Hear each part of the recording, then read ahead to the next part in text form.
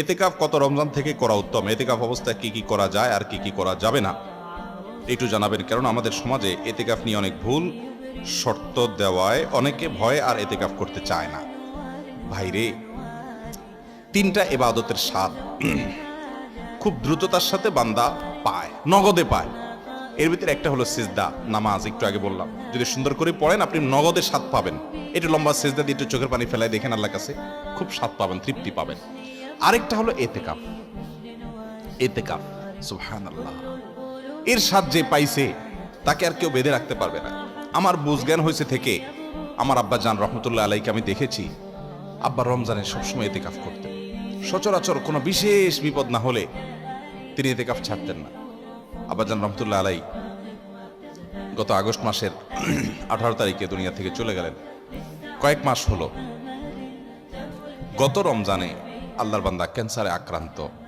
গ্রামের বাড়ি পাঠাইছি আমি, ডাক্তার বলছে অবস্থা ভালো না, লক্ষণ ভালো না, একটু গ্রাম থেকে ঘুরে আসুক। আমি গ্রামে পাঠাইছি, উনি গিয়ে মসজিদে এতেকাফ বসে গেছে এবং শেষ দশক পুরাটা মসজিদে এতেকাফ করলেন। মারাত্মক ব্যথা, ক্যান্সারের পেইন। আমি বলছি কিভাবে এতেকাফ বসছে উনি? আমা বলে যে উনি এতেকাফ বসছে, উনি বলে যে আমি ভালো আছি, তোমাদের টেনশন করা লাগবে না, এতেকাফ ছাড়া আমি থাকতে পারবো না। শেষ দশক পুরোটা এতেকাফ করলেন।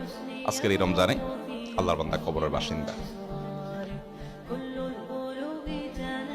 আমি নিজে আলহামদুলিল্লাহ চেষ্টা করি রমজানে এতেকাফ করা, চেষ্টা করি। খুব বিশেষ অসুবিধা না হলে আমার বুঝজ্ঞান হয়েছে থেকে আমি চেষ্টা করি আমল। অন্য আমল করতে পারি না, এটা ছাড়ার চেষ্টা করি না, মানে এটা ছাড়তে চাই না, চেষ্টা করি এটা করার।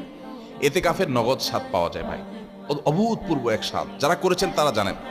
আল্লাহর ঘরে একটু বসে যান, বসে এবাদবন্দি করেন। আপনার ফিল হবে কি জানেন? ফিল হবে গাট্টি বসকা নিয়ে আল্লাহর চৌকাঠে এসে পড়ে গেছে।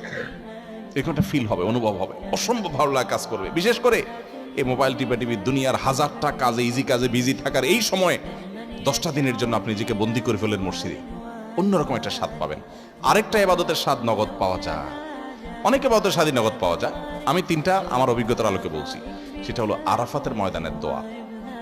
আল্লাহ যাদেরকে তৌফিক দিয়েছেন তারা জানে কি তৃপ্তি, কি স্বাদ, কি ভালো লাগা। সেই দুপুর থেকে দোয়া একদম সূর্য অস্ত যাওয়া পর পর্যন্ত লম্বা সময়, কয়েক ঘন্টা পর্যন্ত চাই, মন ভরে চাওয়া যায়, খুব ভালো লাগে কাজ করে। আল্লাহ আমাদেরকে সব ইবাদতের স্বাদ পাওয়ার তৌফিক দান করুন।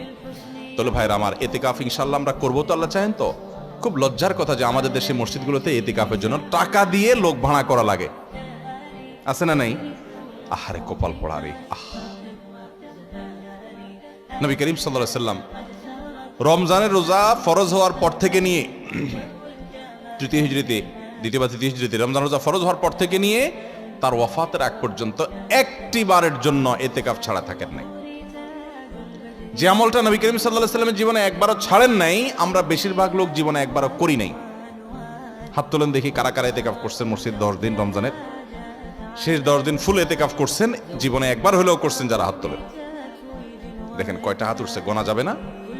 এর মানে হলো ম্যাক্সিমাম মানুষ আমরা জীবনে একবারও করি নাই।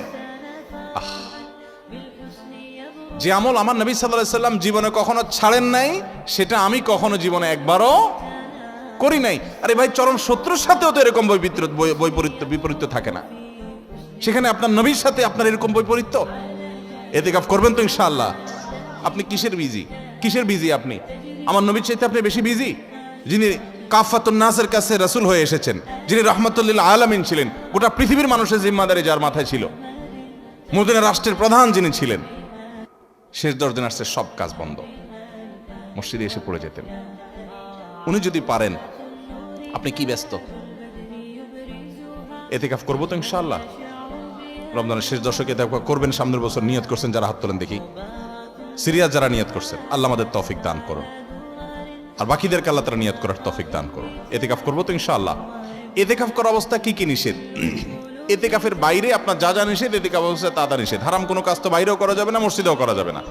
তবে এতেকাফরত অবস্থায় আপনি দুনিয়ার কাজ কাম এতেকাফে বসে বসে করবেন না। একান্ত যেটা বাধ্য, আপনার ব্যবসা বাণিজ্য অন্যান্য কাজ যেগুলো না করলে নয়, আপনি মসজিদে বসে ওইটার উপর আপনার ডিপেন্ডেন্ট, আপনার চলতে হয়, আপনি জরুরি 2-4টা কাজ করা লাগলো সেগুলো করলেন।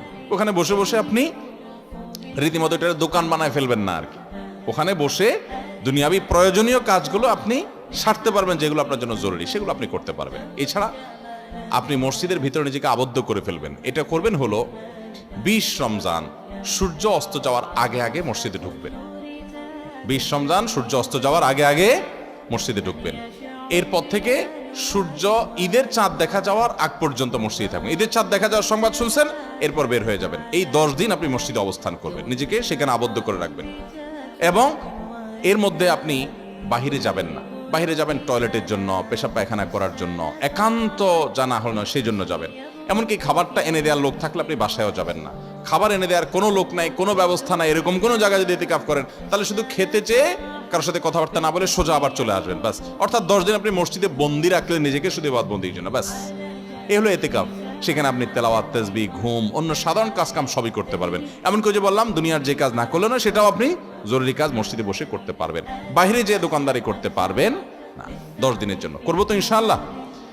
ইতিকাফের ফজিলত হলো নবী করিম সাল্লাল্লাহু আলাইহি ওয়াসাল্লাম জীবনে কখনো ছাড়েন না। আল্লাহ আমাদেরকে এই আমলটা করার তৌফিক দান করুন। النور تاج البدر يبرزها نجما يشع